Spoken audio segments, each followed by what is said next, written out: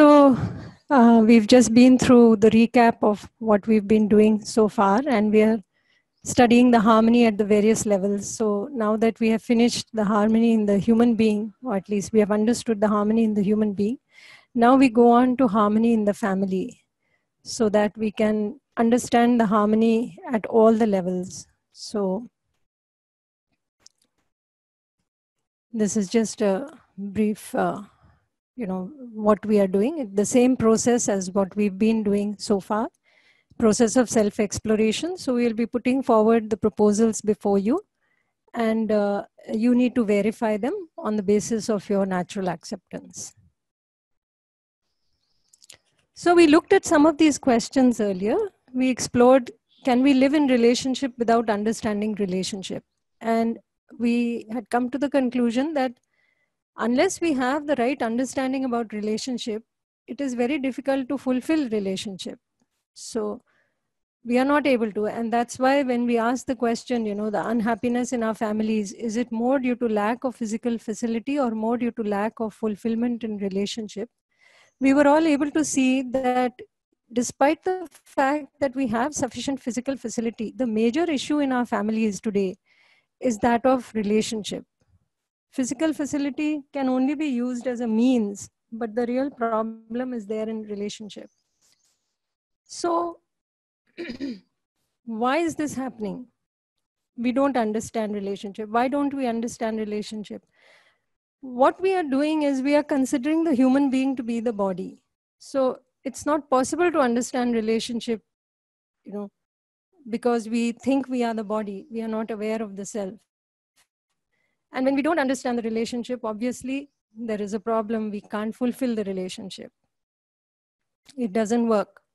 So now we will look at relationship in the light of the fact that we are just not just the body, but we are a coexistence of the self and the body. So here is one statement before you. Relationship is, meaning the relationship is already there, not that we have to create it. We are all, familiar with relationship within our family. We can see that we are related. We have, either as husband, wife, mother and child, father and child, parent and child, and so on. We have children, we are related to our parents and all that. So we'll take a reflection from you.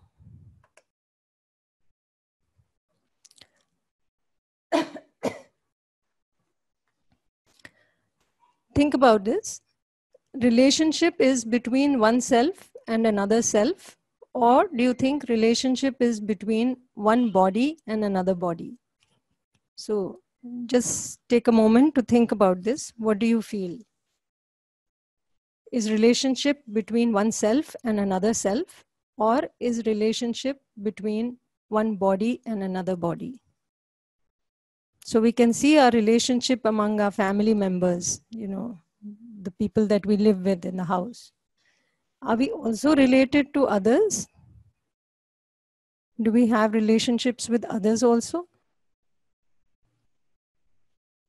So if you think about this and enter the reflection point, and we'll see, we'll go forward from there. Because ultimately relationship is a very important issue, and we can see that it's causing so much unhappiness for us. So we really need to understand it properly. We really need to find out, have we understood relationship or not?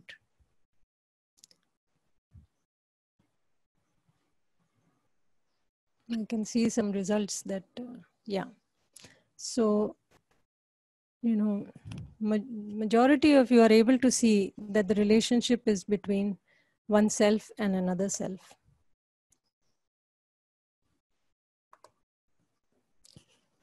Yeah. Then we are making one more statement here, which is another proposal. There are feelings in relationship, in oneself for the other self. And here again, we'd like to take your reflection on this. What do you feel about this? Can we talk about these feelings with definiteness? What do you feel? Are these feelings definite? Can they be discussed with definiteness? Or do you feel that the feelings are abstract and we cannot really discuss them with any definiteness? So what is your view on this? For example, when we say, if I say the word mother, it brings up certain feelings within you, just associated with that word. So similarly, with other words that we use among our relatives and all. So you feel some feeling when some word like this is uttered about a person that you're related to. So what do you feel? Are these feelings definite? Can we really define them? Can we discuss them? Or do you feel that they are abstract and we really can't discuss them? They are something that, we just feel, but we really can't define or talk about. So think about this and we'll see what everybody feels about this.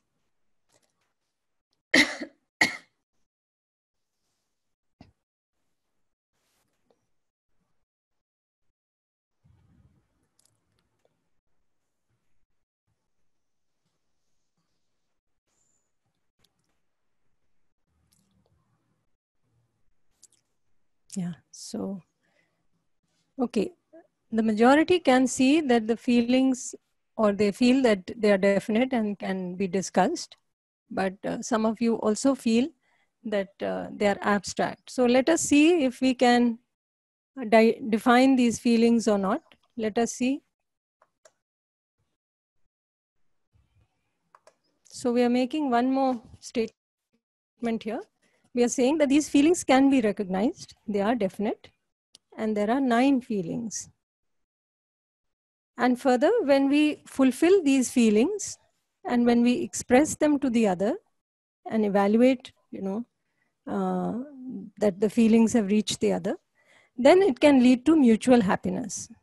So when I ensure the feeling within me and then I express it to the other, first, when I ensure it, I have happiness, I am in harmony. Then when I express it to the other and I evaluate this with the other, then the other can also be happy. In that sense, it can lead to mutual happiness. So we've made these 4 statements here. Relationship it's already there between oneself and another self. We don't have to create this relationship. It's already there. And there are feelings in relationship. When we talk of relationship, we associate it with feelings. And these feelings are in the self, not in the body. These feelings are in oneself for the other self. And we can recognize these feelings. There are 9 definite feelings we can recognize. And when we fulfill these feelings, express them and evaluate them, it can lead to mutual happiness for myself and for the other person. So what are these feelings in relationship that we're talking about?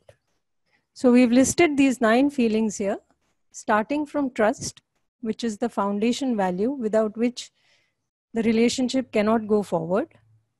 Going on to respect, affection, care, guidance, reverence, glory, gratitude, and ultimately ending with love, which is the complete value. So we'll go through these feelings one by one.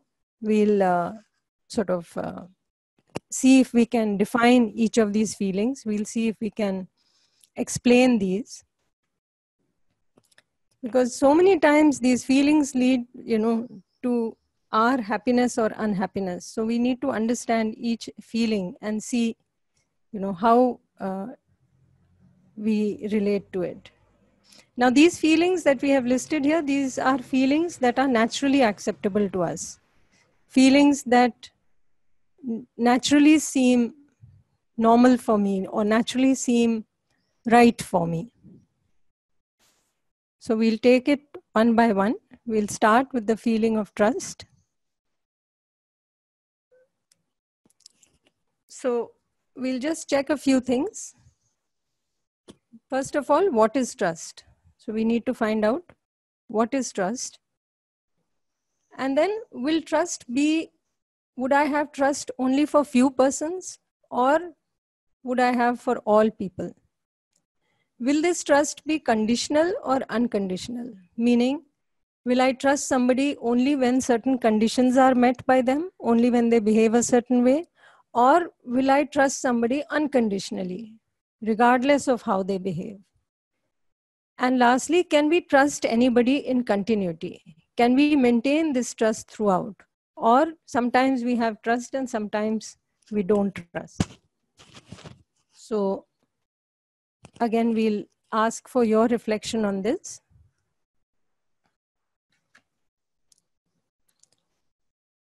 Yeah.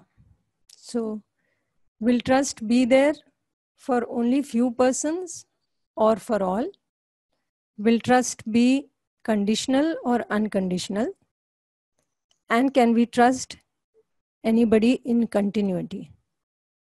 So what do you feel about this?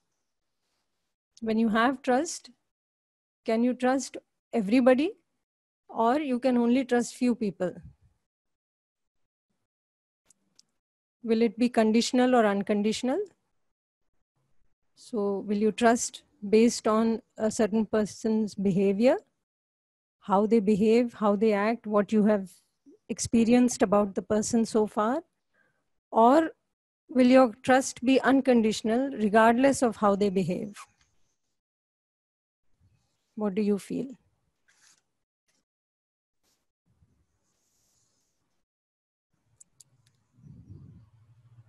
So we use this word trust very frequently, but what exactly does it mean? So that we are trying to find out here.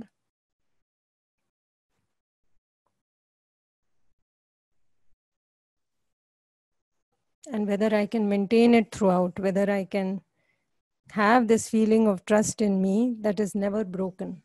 Is it possible to do that?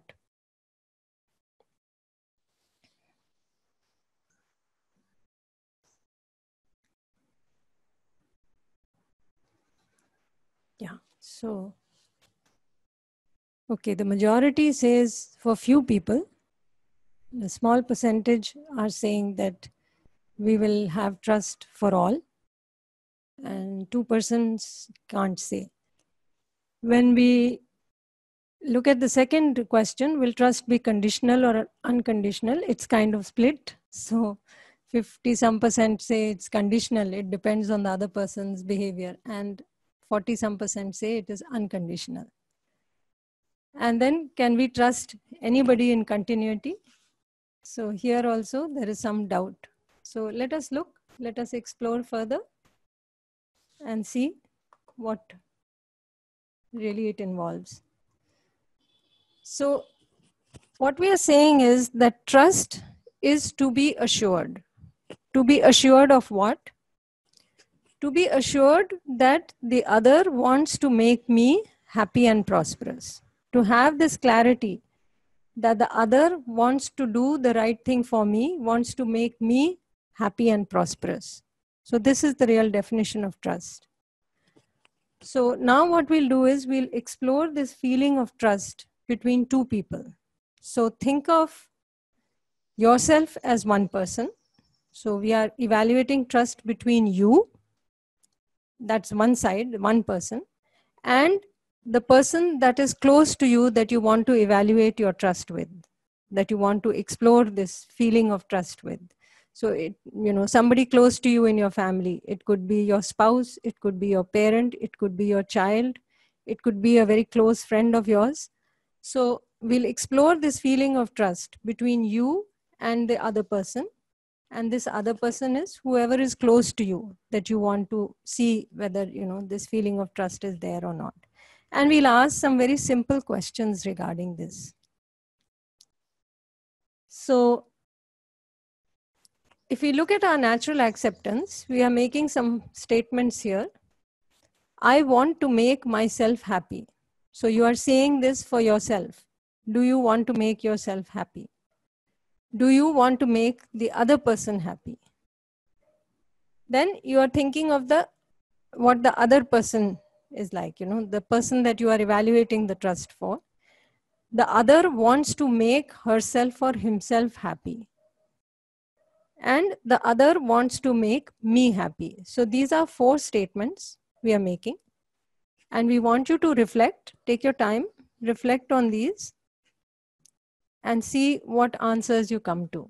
So this is regarding the natural acceptance. So when you are looking at yourself, you ask yourself, do you want to make yourself happy always? So I want to make myself happy always. Yes, no, can't say. Then for yourself, you want to make the other person happy always? Yes, no, can't say. What is your, innate desire? What is your natural acceptance? Do you want to do this? Then about the other person. The other wants to make himself or herself always happy, or the other wants to make one is that the other wants to make himself or herself always happy, and the other one is that the other wants to make me happy, always happy. So what do you feel?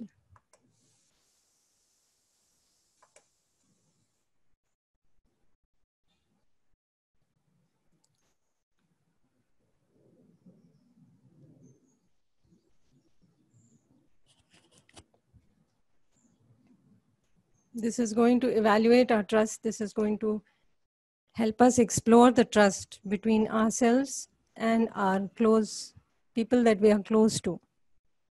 So we say all these words, but do we look at, what it means when we say trust?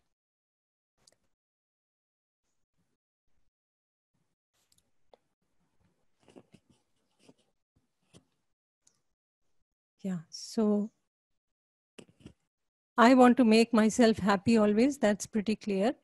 Most people do. Then when we say, I want to make the other happy always, that's also pretty clear. Most people are comfortable with that. Then the other wants to make herself or himself happy. That's also pretty clear. 70 some percentage. The other wants to make me happy always. Here there is some doubt. So it's doubtful. So we'll just, say, we'll put that down. So I want to make myself happy. We can put a tick mark.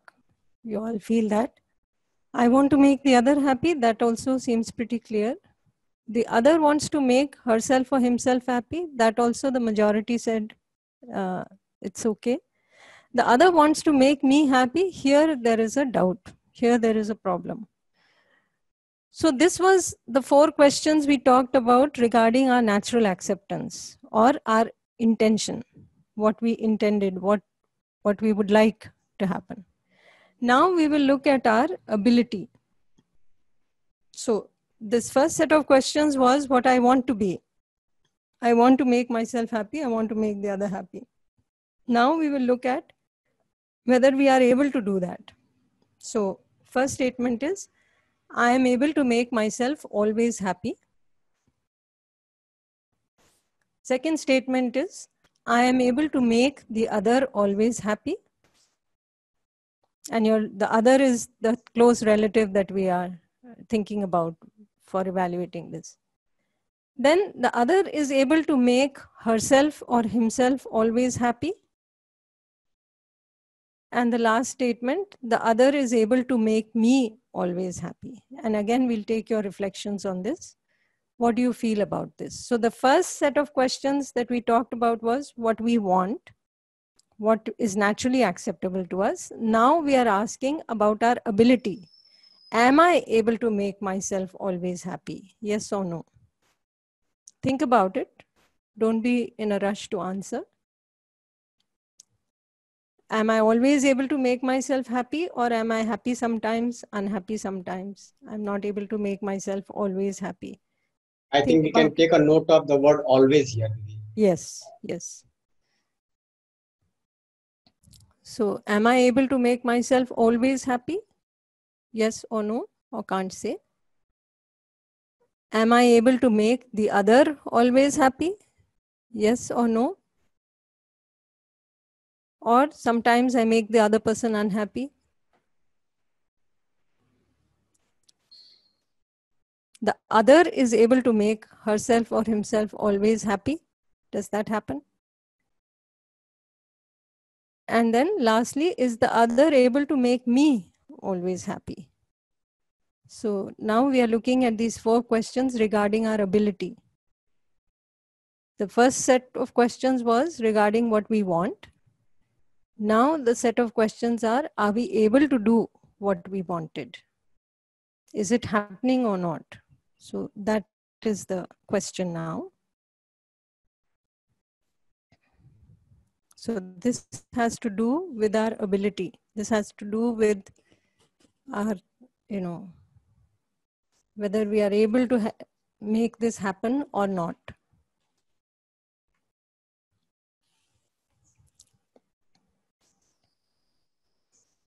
These are questions that are very important to us because we are, living with these people under one roof, and we spend so much time outdoors and so much time at the workplace. Sometimes we might forget to think about these things or talk to the other people about this. So now that lockdown is there and we have the time, we can explore into these things. In fact, we forgot to mention, we should have mentioned actually earlier, I forgot. But it's nice if you can have your family members also sort of be with you to Gajen sir listen mentioned to this. it. Acha, very nice, very nice. Yeah.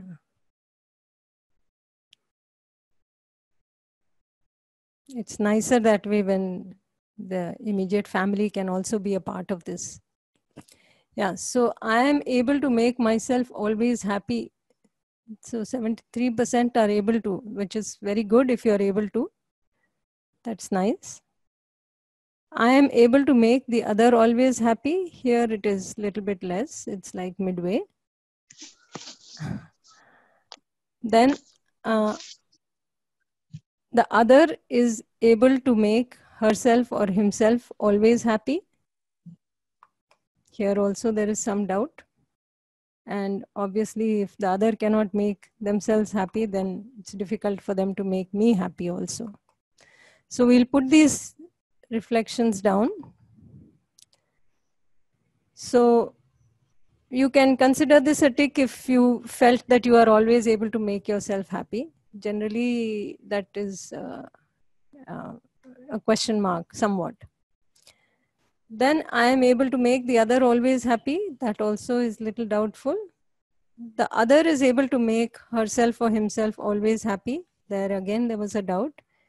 And again, if the other is not able to make themselves happy, they won't be able to make me happy also. So double question mark, you can say.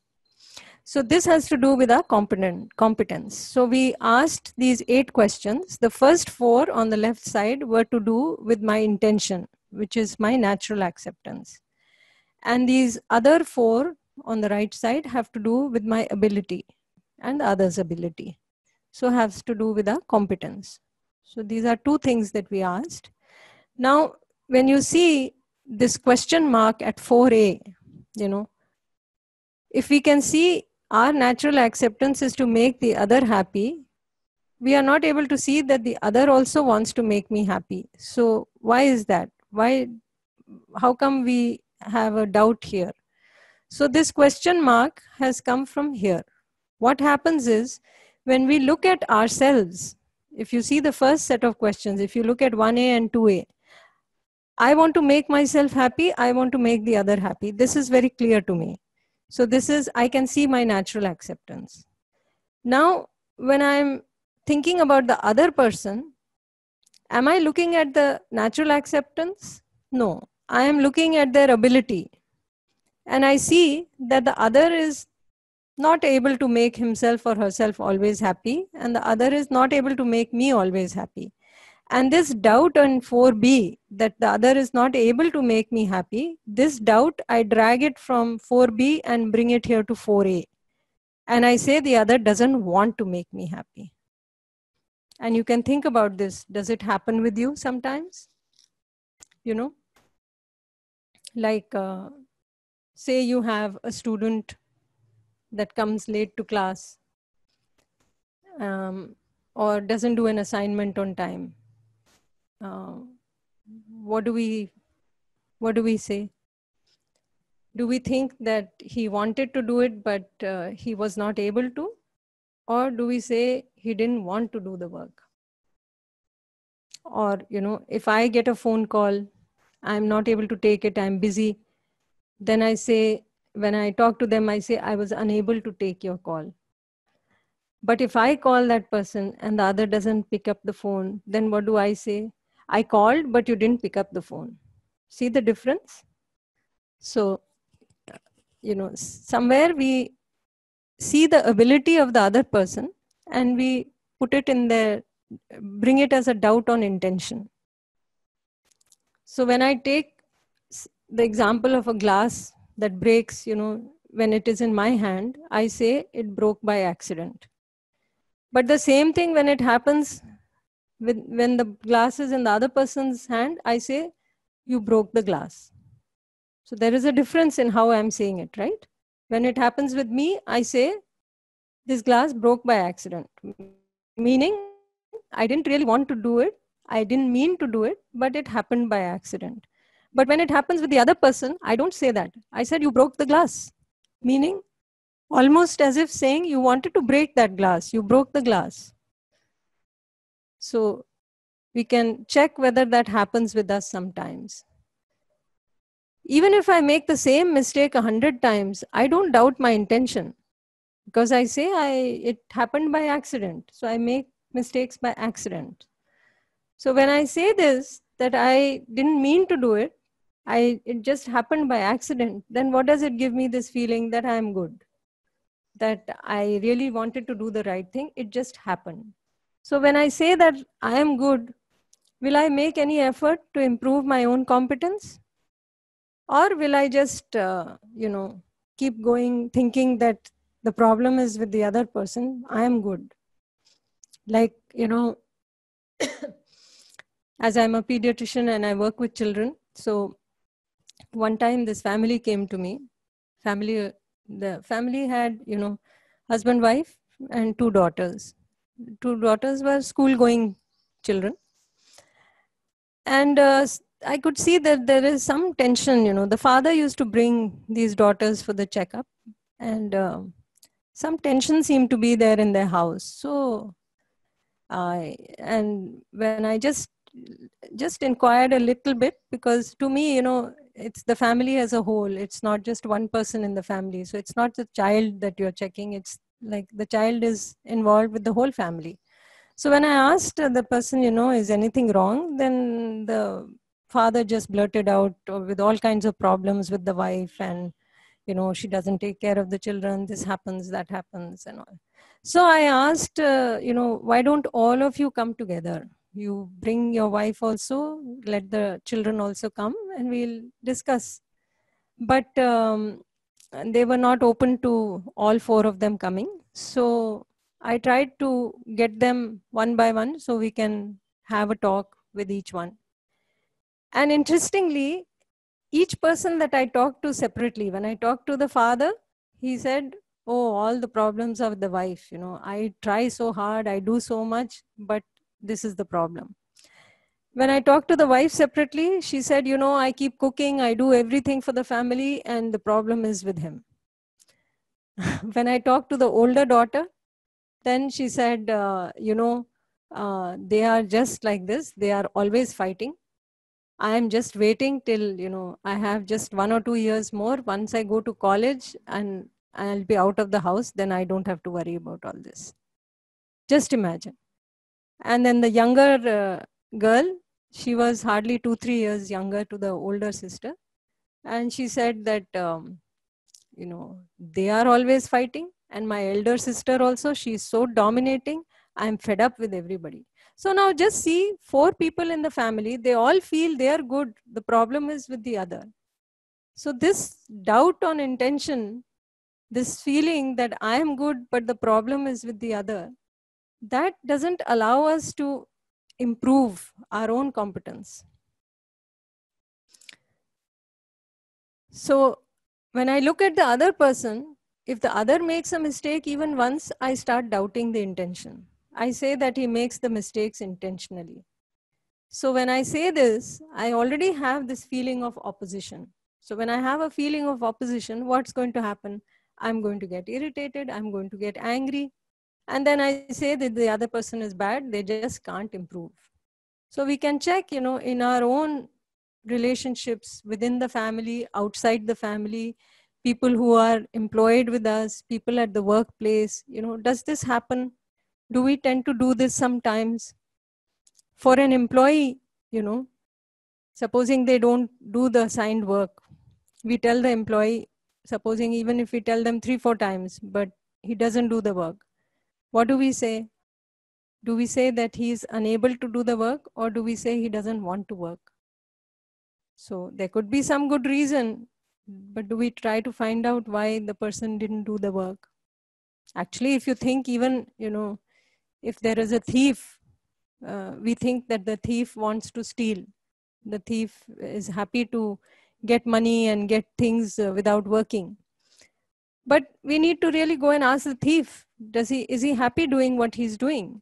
And we might be surprised to find out that even they're not happy about this.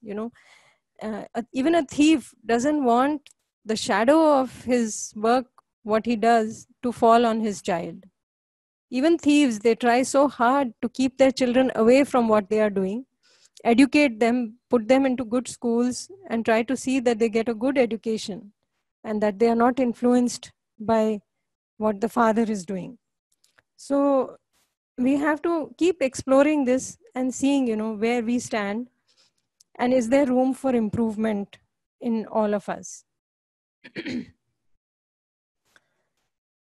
This doubt on intention, this is the major reason for any problem in relationship. Because when we don't understand that relationship, when we don't understand that the intention of the other is similar to the intention that I have, and we start doubting the intention, there itself, we've already created a feeling of opposition with the other. So how is the relationship going to move forward now? So, something like... I think we can take some questions here. Sure. Some people are raising their hands. So Dr. Malik Raj.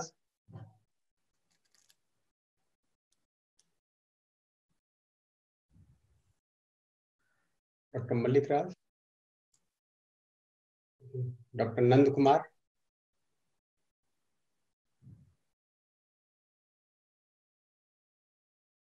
Regarding the content that is being discussed, if you have any question, Dr. Tamil. Regarding trust, if anybody has. Yeah. Hello. Hello, yes. Yeah, I'm Tamil Selvi, madam. Please go ahead. Madam, the session was very nice, madam, because to lead a smooth life, we have to analyze all these things. But normally, we are not doing that. True, very true. Yeah, so we have to do micro analysis for leading life, no? Because because many relatives and my friends are struggling so much in this leading a good life, struggling for life, and so on. Mm-hmm. So yeah, we have to teach them at least to some extent all these concepts and other things, right? Yeah, I think if we can see it for ourselves, then we can, also impact as you said, others. First we have to be happy, then only we can make others. True, very true. We can only give what we have. Madam, yes, very madam. nice. Yeah. You are right, madam. Thank you. Yeah, thank you. Anybody has any question on trust? I think some participants have raised hands. If it has to do with trust, we can take the question.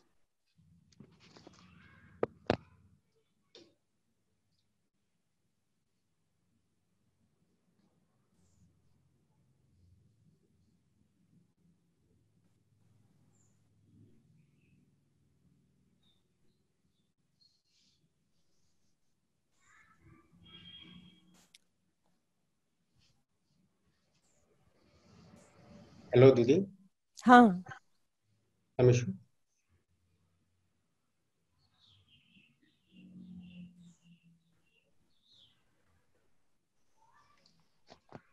Yeah, you can unmute and ask questions. Dr. Velumani, Dr. Malik Raj. Yeah, good morning, madam. Your Morning. voice was very sweet, and we were able to clearly perceive whatever you say. And we don't want to waste our time, ma'am. So I think everyone are at the other side very calm in observing. So we are very happy, ma'am. Okay, fine.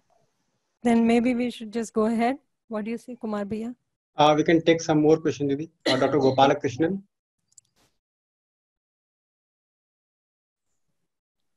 Dr. Malik Raj has not spoken. Dr. Nand Kumar. Okay. I think the hands were raised earlier. So what we can do, we can take some fresh questions. Dr. Vandana Devi. Yeah, good morning. Morning.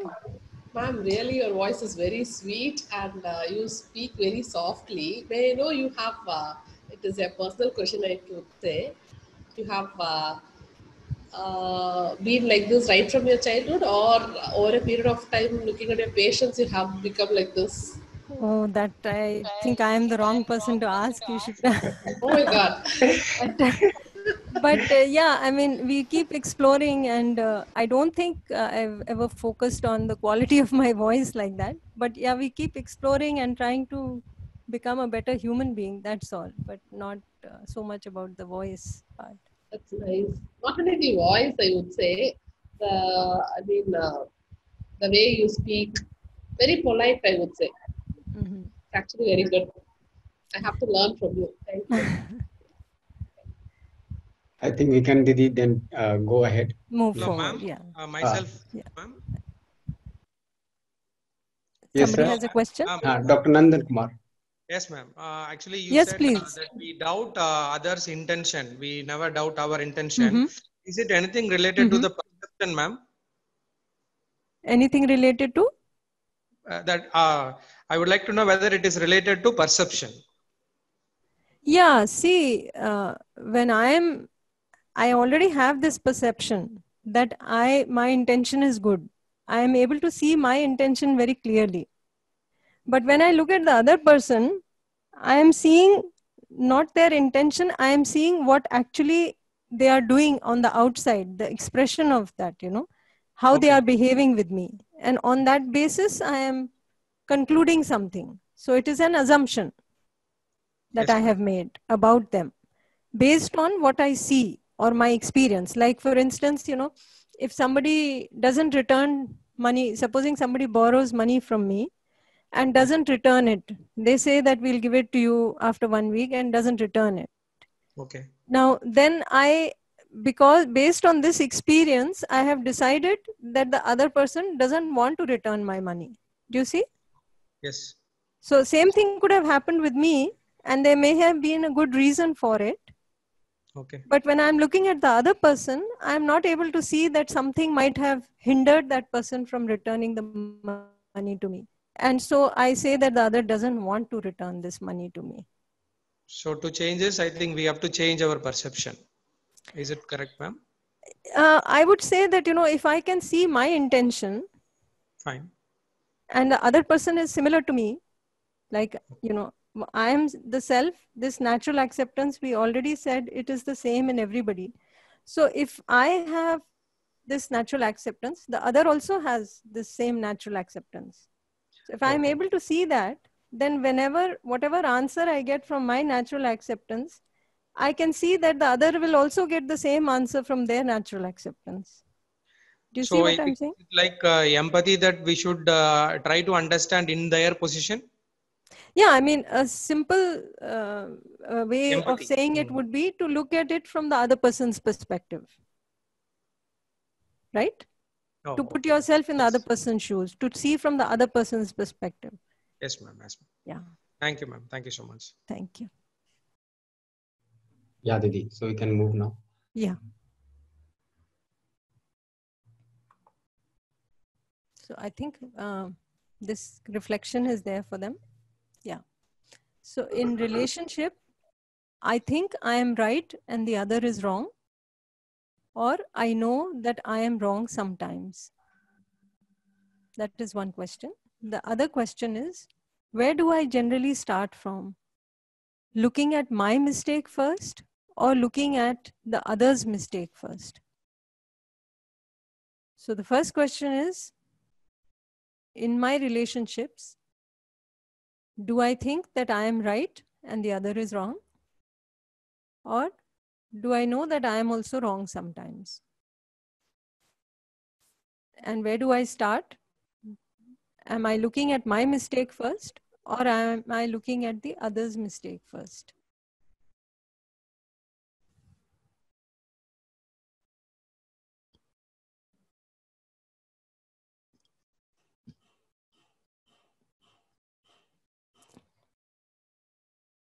It might happen so many times, that when we go home from work, we are tired, we had a bad day at work, we go home, we just sit in front of the TV and we don't talk to the family members.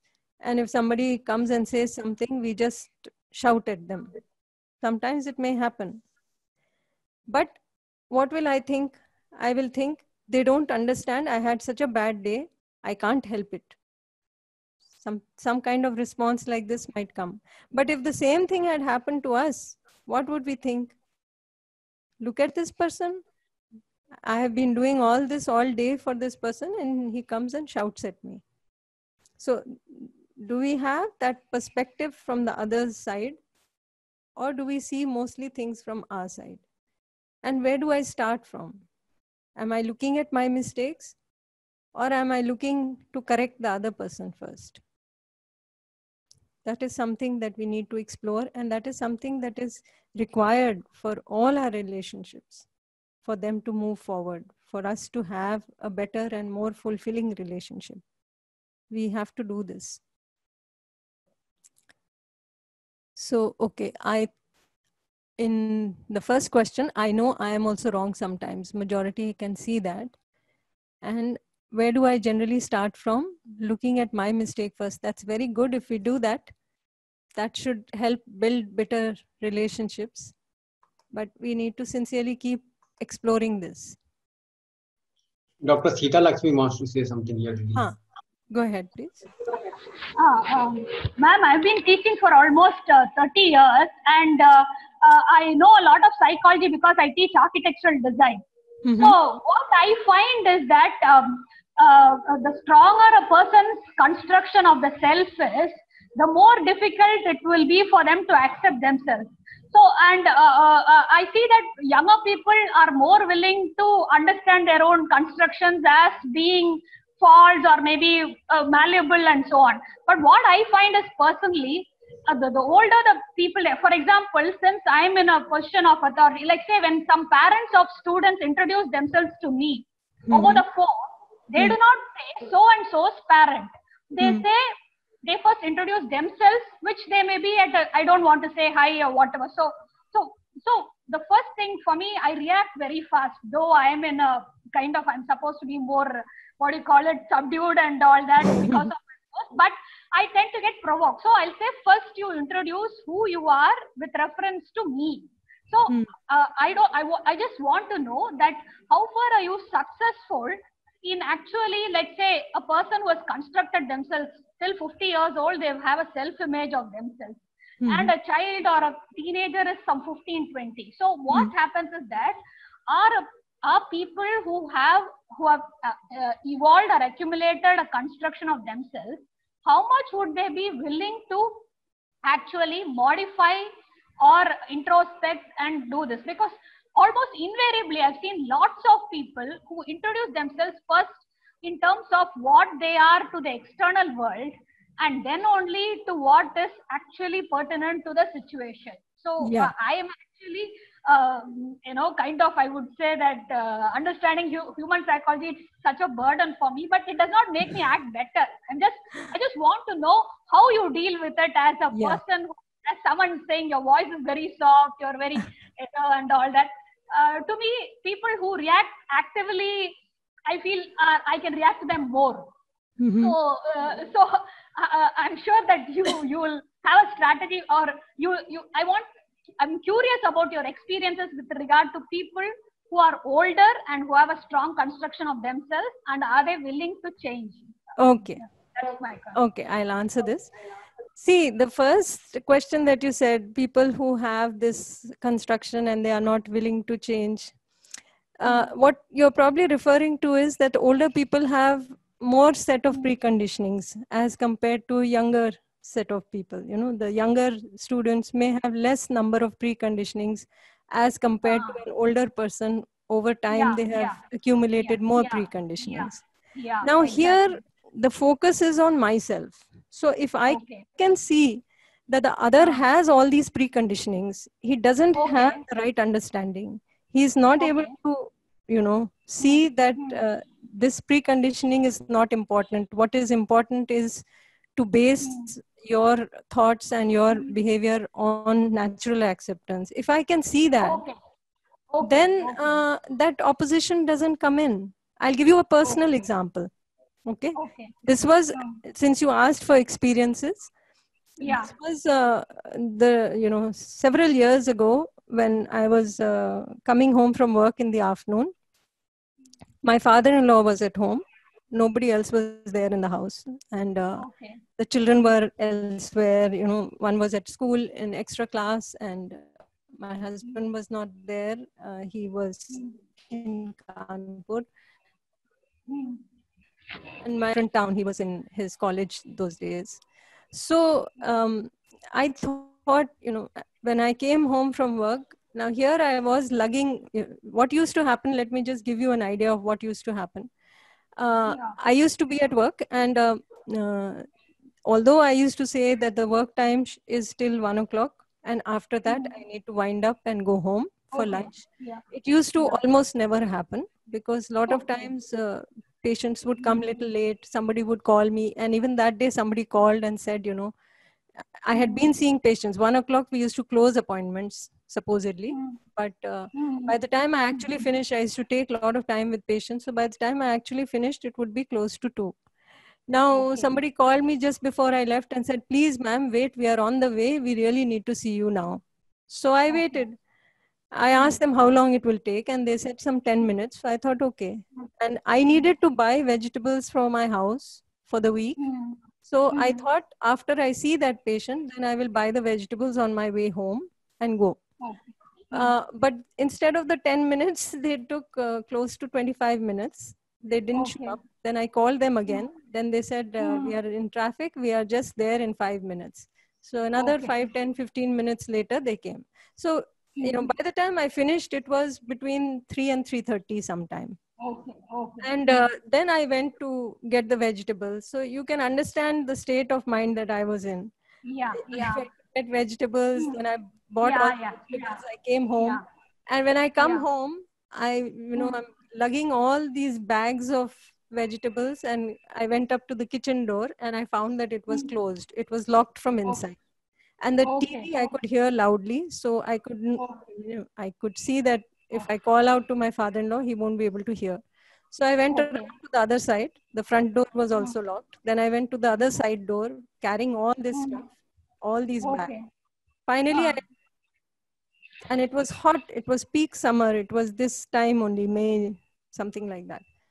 And I went inside feeling hot, humid, sweating, and carrying all these bags. And my father-in-law was sitting under the fan watching TV. And he just looked at me and he said, oh, kahan hua hai? Bahut shopping kar li. Meaning, you've been roaming around. That's nice. You've been shopping. So, you know, it just made me so upset that I thought, you know, I didn't say anything to him. I just kept quiet, but I was just in my mind, it was going on and on, you know. Look at this, I'm doing all this. I have to do all this. I need to do all this. And now look at, you know, as if I'm enjoying my life and doing all this. And all this was going on inside my head while I was putting the things in my fridge. And then suddenly it struck me, those days, you know, I was exploring, trying to ensure the right feelings in myself. So then it struck me that he doesn't really know what kind of day I had. And nobody asked me to bring vegetables now. If I wanted, I could have, you know, brought the vegetables in the evening also after eating and taking rest. So I thought to myself, it's, why am I blaming him for the way I feel? This is up to me. He doesn't know that, and it is my choice. How I feel is my choice. The moment I said all this to myself, and the moment I thought that, how does he know what I've been through? It just made me feel so comfortable. That whole feeling of anger and opposition and irritation just vanished. And then I was able to actually go to him and ask him that whether he had lunch and whether everything was okay and all that. So, it just, that awareness has to be there. And it's very simple if we are aware. But when we are not aware, if somebody shouts at us or if something happens to us, we go into either reaction mode or we go into pain. Okay. Yeah. So if we keep that in mind, that the other person, it's a preconditioning that he has, he can't see his natural acceptance. But if I can see my natural acceptance, it will not disturb me now. You see what I mean? Yeah, exactly. Yeah. But if you want to give someone a resolution, you said you had some parents and some family coming. If you want to, someone voluntary, are they willing to change if these things come out? Yeah, we'll come to that also. That will happen once they have trust in you. Okay. Once they have trust on your intention. Okay. We'll come to that in the next few slides. We'll come to that. Yeah. Thanks a lot, ma'am. Thanks. Welcome. So we'll move forward. So this is the common mistake that's happening in relationship, that when I evaluate myself, I'm evaluating on the basis of my intention. But when I'm evaluating the other person, I'm evaluating on the basis of their competence. And then this doubt in competence, or this, what I can see that their ability is not there, that question mark from there, I'm putting it in the intention. I start doubting their intention based on their competence. So then I get irritated, I get angry, I have this feeling of opposition, and I may not speak to the other person for a long time. It might break up the relationship.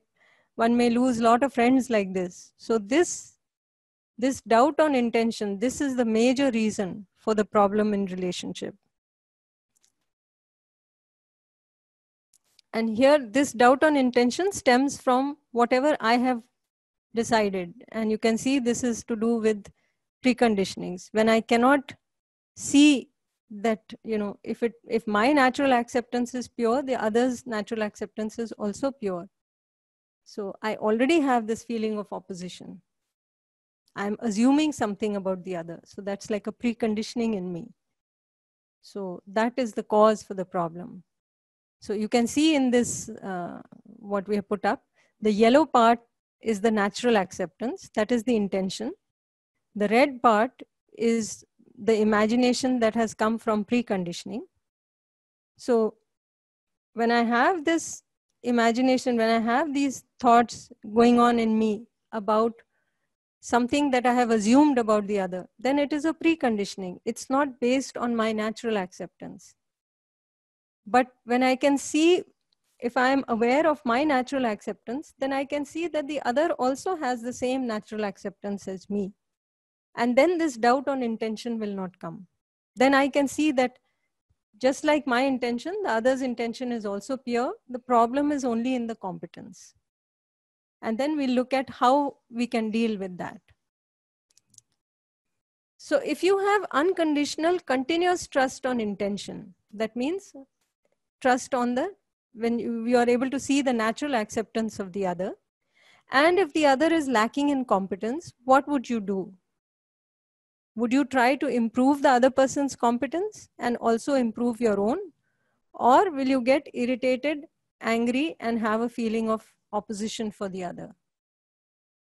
So if you have unconditional, continuous trust, meaning all the time you have continuously trust on intention of the other person, and it is unconditional, regardless of the other person's behavior, then what will you do?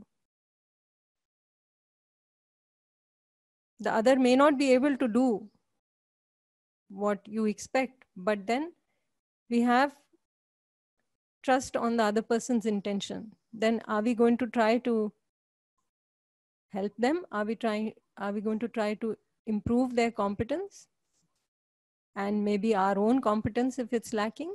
Or will we get irritated and angry and have this feeling of opposition? Good afternoon, ma'am. Shivani here. Yeah. From now on, ma'am, I'm taking I'm launching the reflections. Okay. And meanwhile, can we take some questions from the participants? Sure. At least while this poll is there, this reflection is there. Dr. R. Karthikeyan, kindly. Yes, good morning, ma'am. This is Karthikeyan. The story of two, which you said, is so nice, ma'am. It is actually the practical experience which everyone feels of their life. Yes. So, what is actually the question? Even people are finding some problems at their family to correct it. The people are not ready to accept their truth at their family. How you are going to implement the entire society has to believe in the aspect of trust, ma'am? How we are going to make it? Excuse me, what is the question exactly? Yeah, we are unable to make the family to be making on trust, ma'am. We have some problems with the family to make them be trusting. So, you know, how we are going to make the entire society to be coming in under one umbrella, ma'am? Yes. So, where do we start from? So, the starting point is ourselves. So, first we have to see ourselves. We have to see whether we can have trust on intention of the other, and we'll see how that makes a difference and how it impacts. We'll just come to that in the next slide or so. Sure. Okay. We'll just come to that. How the other person will start listening, or how the other person will start getting affected. But the focus to start with needs to be with ourselves. So I'll come to that, right? Thank you. In the next couple of slides. Thank you. Yeah, so mostly everybody can see that we should try to improve our competence and their competence and not get annoyed and irritated.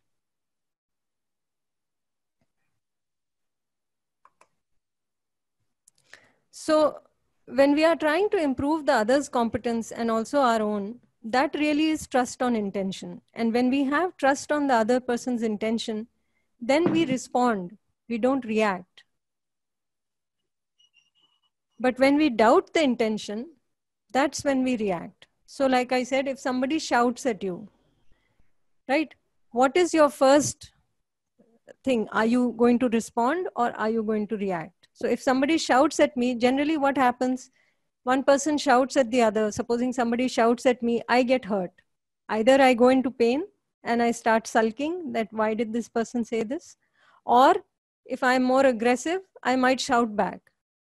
So that is like a reaction. That is, somebody else did not have awareness. Somebody else made some mistake. I'm doing the same thing. But if I can see the other person's intention, if I can see when does somebody shout, when does a mother beat her child, when she's feeling comfortable inside or uncomfortable inside. So obviously if the mother is comfortable, she's not going to beat her child or scold her child. When she's comfortable inside, she will not do that. But when she is herself distressed, when she is herself in pain, when she is herself in problem, only then she will react that way with the child. So you can only give what you have, like I said. So if you are unhappy, you cannot give happiness to the other. So if I can see that, and I can see that the other person is actually in pain, then I stop having this feeling of opposition. Then I don't shout at them back. Then I don't go into pain.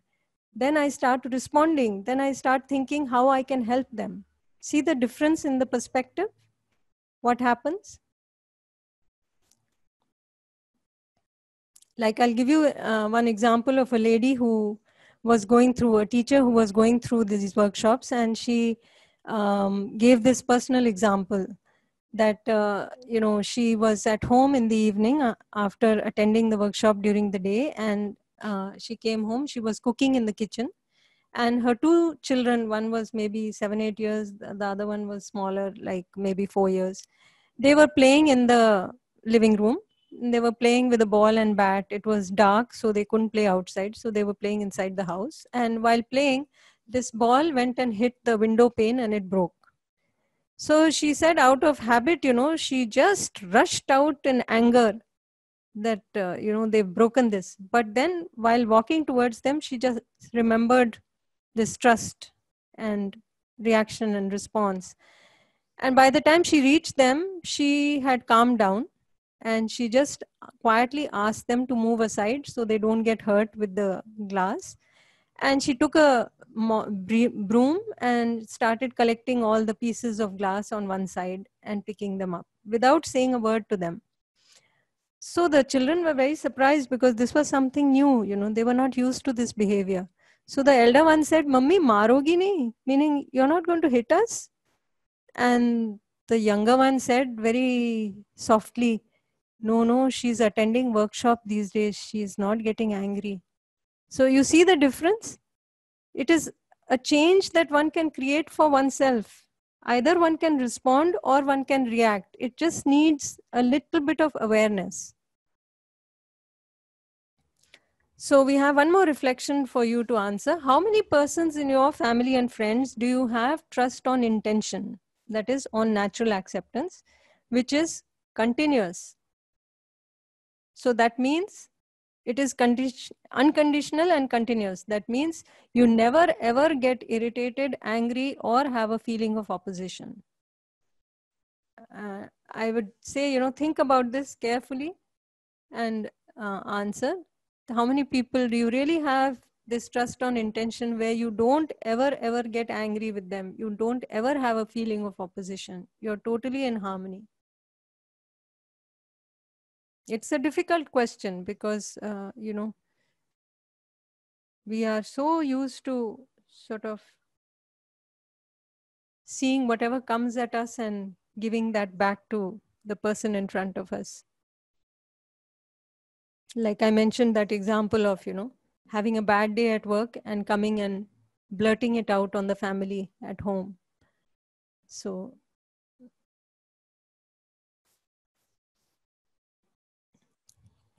we need to explore this for ourselves. And meanwhile, if there's any question, I can take that question related to content that we have covered so far. Dr. V. Vandana, ma'am. Ma'am, I have a small doubt now. Yeah. Suppose if we are going to be, if we are not getting irritated, if we are not getting angry, or if we don't oppose whatever people are doing, will they not take us for granted? Yeah, actually, that's a misconception, Okay. I can give you my own example. There was a time when at work, I used to be very particular that, things have to be done properly in the office and, the weighing machine needs to be in my room and things, need to be in order and all that. Now, you can do the same thing either by getting angry with the person or you can do it in a nice, friendly way. Either way, what happens is, if it's not going to happen, it won't happen. But if you look at, any of the major leaders that are liked by their subordinates, then you will find that it is those who are not dominating and not the type who get annoyed and angry. Besides, if you look at your natural acceptance, your natural acceptance is to be in harmony. When you get annoyed and irritated, we spoke about it yesterday, what does it do to your health? When you are in disharmony, you are impacting your own body first, even before it reaches the other. So you might get annoyed and angry at the person and shout at them one time.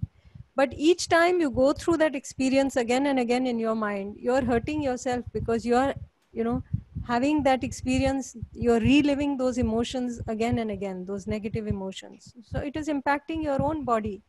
The other person is done and gone, Do you get what I'm saying? Yeah. But it also depends on the people. Excuse me? It also depends on the people whom we work with. Am I right? Yeah, it depends on the people we work with. But sometimes then what about us? Granted. Yeah. But what about us? Yeah. Now see, like for instance, in the example that I gave of myself coming home, Now, I'm going to do the work anyway, right? I am going to do what I think is necessary for my family. I will go and work. My patients may come late and I may have to come home and do this before I have lunch.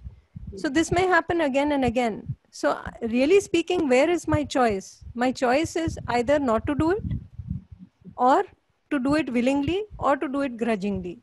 But I have already chosen to do it. Now I'm only left with two choices. Either I do it in a pleasant way without hurting myself or anybody else, or I do it in an unpleasant way where I may cause unhappiness to somebody else, and I will definitely cause unhappiness to myself. So the choice is very clear once I see that. You are right. Okay. Yeah. Thank you. Yeah. Got it. Thank you. Okay. Okay. So we can see that most people have some trust on intention on few people, and this is very important. So, just do it sincerely. And sometimes there could be people who may not have even one person, because we tend to shout or get angry easily. But this is where that trust on intention comes in. And if we keep exploring this, it will help us become, more responsible and be able to respond rather than to react to situations and people around us. And that's when, you can see that your stress level will go down. You will not have problems related to stress. Yeah. So going forward, this is the fundamental thing that we need to do for having a relationship. This trust on intention, that is the foundation of relationship. So from this exploration, you can get an idea. And once you have trust on intention on the other person, then this question mark that we had on 4A, we can now tick it and say, now we are able to see that the other does want to make me happy. If I want to make the other happy, then the other also wants to make me happy. Consider the other to be standing in front of you. So if I ask you, you want to make the other person happy, you say yes. Now you see it from the other person's perspective. We ask the other person, do you want to make this person happy? Meaning you. Then the other person also will say that, yes, I want to make the other happy. So now there is a tick mark. If I can see from the other's perspective, if I can see that my intention and the other's intention is the same. And then when I evaluate on the basis of our ability, I will evaluate myself on my ability, and I will evaluate the other on their ability. So, it will not be that I evaluate my intention and the other's competence. Now I will see my competence and I will see the other's competence. And I can see that we all have different levels of competence. So while our intention is pure, every person has the same intention. This green block in different cells, this green block is the competence. So you can see this level of competence can be different in different cells.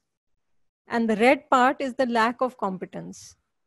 So this is really the major takeaway, that the intention or the natural acceptance of all is the same. We are different only in our competence. So what to do about this?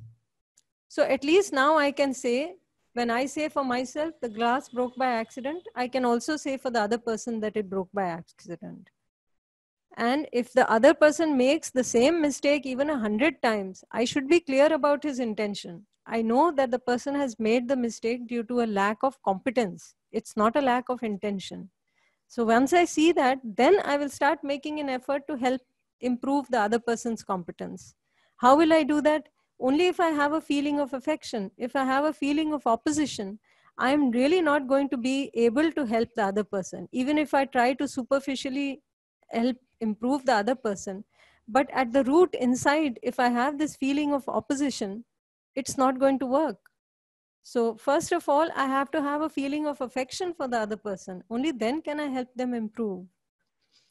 And I know that he may have difficulty understanding. It's also true that I may not have explained properly. It may be that the other person has not understood because of something that I didn't say properly. I can look at my competence also at the same time.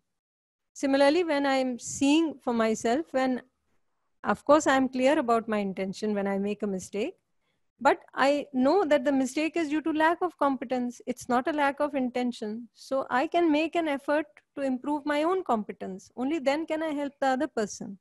So first of all, I have to work on myself. I have to improve my own competence. I should be willing to learn. I should be willing to see that I also make mistakes and see how I can correct them. And once this trust on intention is there, then that's the starting point for the development of both people to move forward in the relationship. So we'll take that reflection here.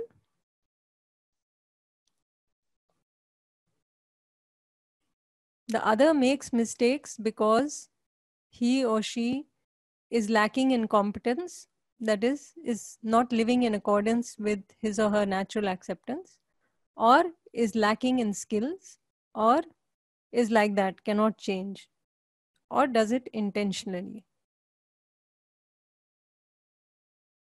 And when I'm looking at myself, I make mistakes because I am lacking in competence. I'm not living in accordance with the natural acceptance, or I am lacking skills, or I'm like that only, cannot change, or intentional. So you can see, any questions meanwhile, we can take them up while we are reflecting on this.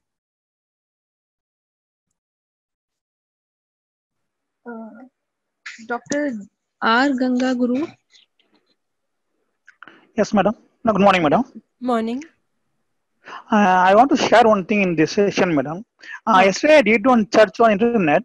I got one data. They did survey by International Society of Psychology at USA. They did survey around 10 years, more than 2 lakhs people. They had only one question: when you are happy. They got database. 60% of people told whom we are living. 30% of people told when where we are working. 5% people told because of money. That's only your content is mainly focusing on whom we are living. That's only I want to convey this session. Thank you, ma'am. Thank you. That's only the 60% only deciding we are happy. That is the main focus on our family and other relations is most important, madam. Yeah. Thank you. So thank you. So we can see that the other makes mistakes because they are lacking in competence. And I am also lacking in competence. Yeah. So what to do? Both are lacking in competence. Then how to go forward? So of course, now once we have trust on intention, now we can put a tick mark on the 4A and say that yes, the other wants to make me happy. But when I am evaluating the competence of the other and I'm evaluating my competence, remember we said we may be differing in competence. So when I make a program or make a plan of action with this, when I interact with the other person, I will evaluate the other person's competence as well as my competence. And then accordingly, I will make the plan. So what will I do? I will make effort to learn from the other. If I am lacking in competence, I will learn from the other, improve my competence. If the other is lacking in competence, then I will try to help the other improve his competence without becoming irritated. So that's how we can move forward and mutually develop. This is what we said.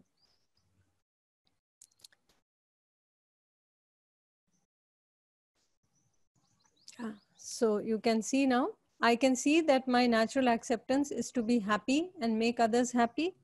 Or I can see that the natural acceptance of the other in my family and friends. What is that? 1 second. I can see that my natural acceptance is to be happy and make others happy. This thing is not complete, no? This question. I can see that my natural acceptance is to be happy and make others happy. I can also see that the natural acceptance of the other is the same as mine or is different from me. Yeah. Am I able to see that the other person's natural acceptance, at least in my family and friends, is the same as mine, or do I think that it is different from my natural acceptance? Am I able to see that? Is our natural acceptance the same or is it different? What do you feel?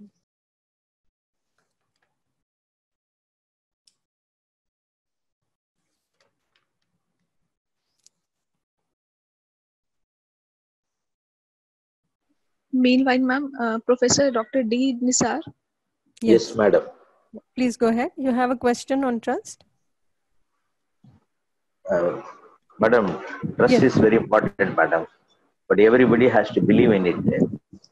But many people are not having trust. Even among the spouses also, they don't have trust with each other. How to build up the trust among the spouses? Because the youngsters and all, after getting married and all, they don't believe each other. They have got all doubts. They don't have trust and all. So that is my question: how to address this problem, madam? Because youngsters, we got so many problems we are hearing. They don't trust each other. They don't mutually respect each other and all. Yeah, so I'll answer that. Yeah, family members. Thank you, ma'am. Thank you. Yeah, so we'll just finish this reflection. So people are able to see that others' intention is same as mine. That's good. Now, how to get others to have trust. So first of all, do I have trust? Does it work for me? So am I in harmony? So, somebody had this question, how do we get others to change? How will the other change? So if I have trust on intention, then it will reflect in my behavior, right? So even within the family, if I myself am not behaving a certain way, if I myself am not showing that I have trust on the other's intention, then no matter what I try to do to try to help the other to change, the other will not change because they can see that my behavior is not really exemplary myself. So like this, there was this girl who was going through this process of trust and all, and she came home one day with she had some sports, one of the students, she was going through these workshops and she was very impressed with this trust. And one day she went home from school, she had some sports event and she won a trophy, and she went home and kept that trophy on the kitchen table. Her mother was cooking in the kitchen and she was trying to explain to her mother how good this whole workshop is, and she was trying to explain about trust and how well it was explained about intention and competence and how she can change so many people, and her mother should also listen to this and so on. Suddenly her brother, who was playing outside, he came running in and he banged into the trophy, and that trophy fell down and broke. And this girl started shouting at her brother. And the mother just quietly looked at her and then said, what happened to your intention and competence now? So see, we want to change the other person, but are we showing it also in our behavior? And it will come in our behavior only when we live by it. So when we live by it means we have to explore first ourselves, behave in such a way that the other gets assured of my behavior. So if this girl had instead been able to follow what she was talking about and not gotten angry with her mother, with her brother, then her mother may have felt like also attending the workshop and also listening to what has made her daughter change, you see. So there are people who explore and they will become better human beings, better, be able to see this trust on intention of other people. But then there will be people who will just take this as information and try to change other people. So it may not work unless we are ourselves motivated to, make a change in ourselves. And ultimately, at least if I have this feeling of trust, like I explained, what I could experience myself, if I have this feeling of trust, then I am at ease. I am more comfortable inside myself. I am in harmony. So whether I have changed the other or not, the first impact it has is that I myself am happy. So if we can see that, then we can move forward, and the other person will also be more willing to listen to us or more willing to change.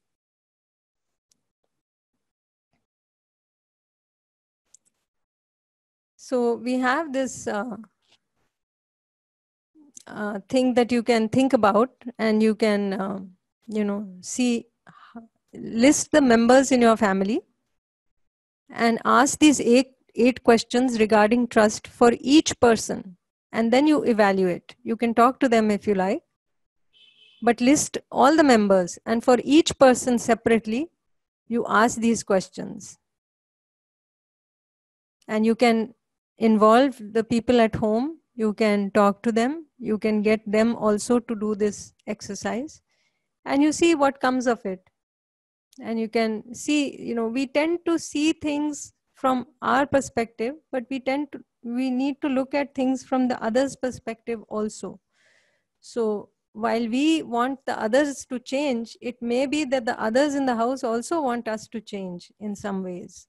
So, let's keep an open mind. Let's try to evaluate. It's all, there is no test in this. There is no marking, grading. We are our judges ourselves. We are just exploring to become better human beings. That's all. And in the process, we are going to be the ones who will be happy also.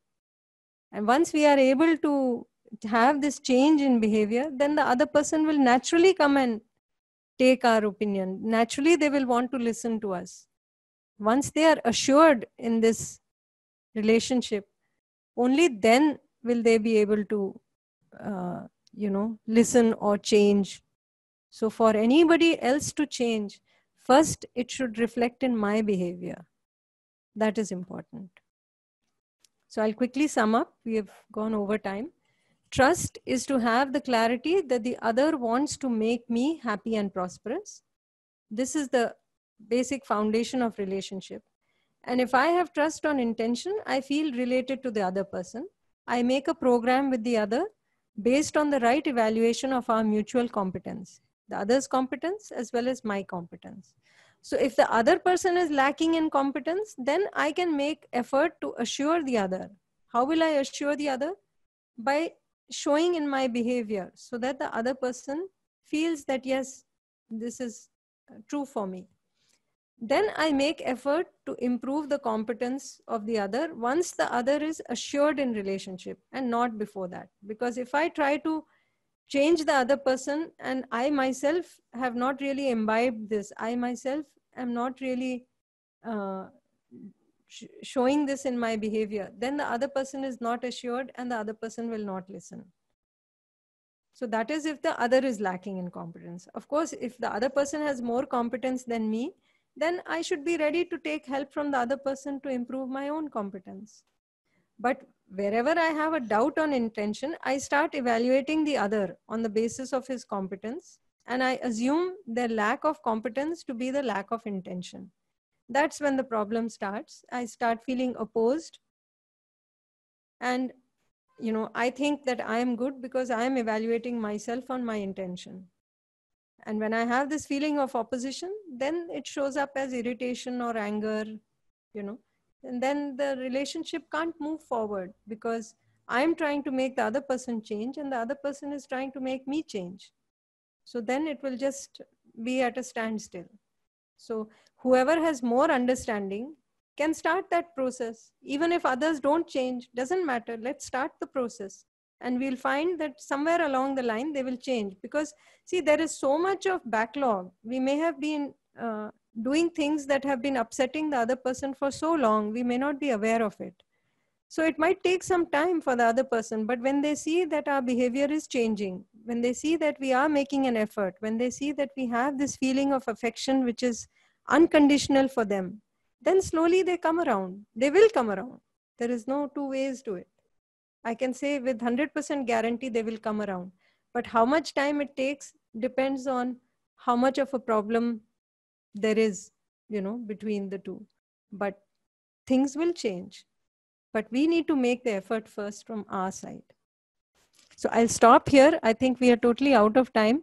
But, any questions on trust, please keep them. And we will try to answer them in the evening as far as possible. Yeah, just show the next slide, Didi, where that video is listed.